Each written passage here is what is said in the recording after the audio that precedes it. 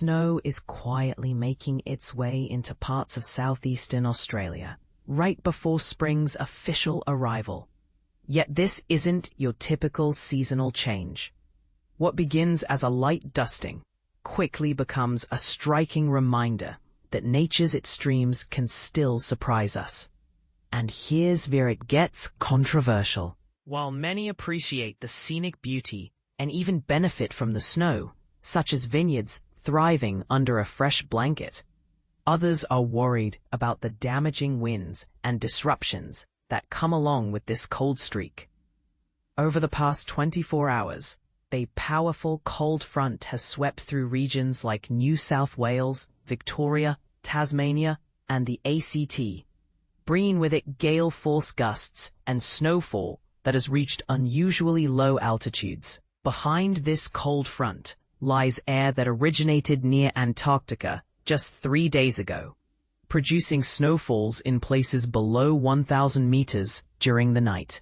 This has resulted in a surprising sprinkle of snow across numerous towns along NSW's mountain ranges, from the Monaro region in the south all the way to the Central Ranges west of Sydney. In Victoria, observers in Dinner Plain within the Alpine National Park witnessed more than 40 centimeters of snow by Saturday morning, a remarkable sight for those living in the area. The Blue Mountains, just west of Sydney, also experienced their share of wintry weather.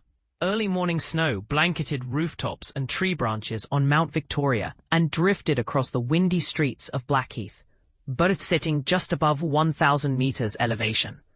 Temperatures at the nearby Mount Boyce weather station hovered around freezing at -0.1 degrees Celsius, but when factoring in wind chill, it felt more like -9.3 degrees Celsius, illustrating how bitterly cold it is. Farmers and livestock owners in the northern tablelands have expressed concerns over the polar winds, though they expect things to be less severe than the notable storm that hit the New England region back in August.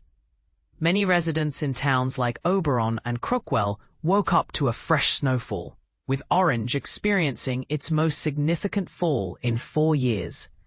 The snow has even made travel challenging, closing roads such as those on Mount Canobolas.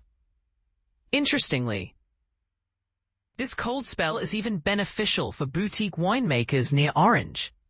Emily Swift, a local vineyard owner, shared her delight at waking up to snow covering her vines. She explains that snow acts like a natural fertilizer, rich in nutrients. Because it melts slowly, those nutrients are soaked into the soil gradually, enhancing the vine's health and setting a promising tone for the upcoming season. Proof that sometimes a little cold weather can be a good thing. In the higher regions like Thredbo and Perisher, snowfall has accumulated over 0.5 meter since Wednesday, and strong winds have been a common feature.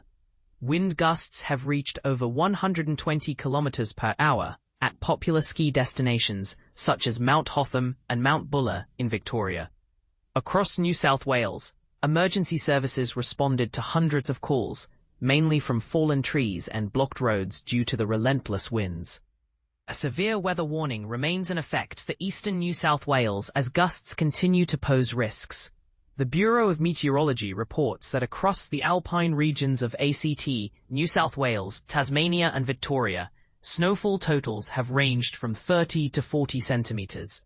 Snow has fallen as low as 600 meters in Tasmania, while lower areas are seeing the snow taper off, although minor flurries may continue across parts of New South Wales, Victoria, and Tasmania.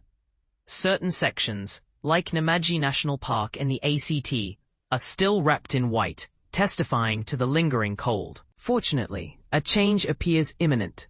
Meteorologists expect the skies to clear by Saturday afternoon, as the polar air moves away into the Tasman Sea.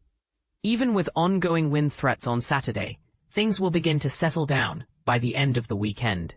By Sunday, the last day of winter, a frosty start will give way to milder, sunnier weather, with temperatures climbing back towards seasonal norms. And this raises an interesting question. With climate patterns becoming more unpredictable, how often should we expect to see such dramatic cold snaps before spring? Are these occurrences a sign of shifting climate dynamics, or simply natural variability?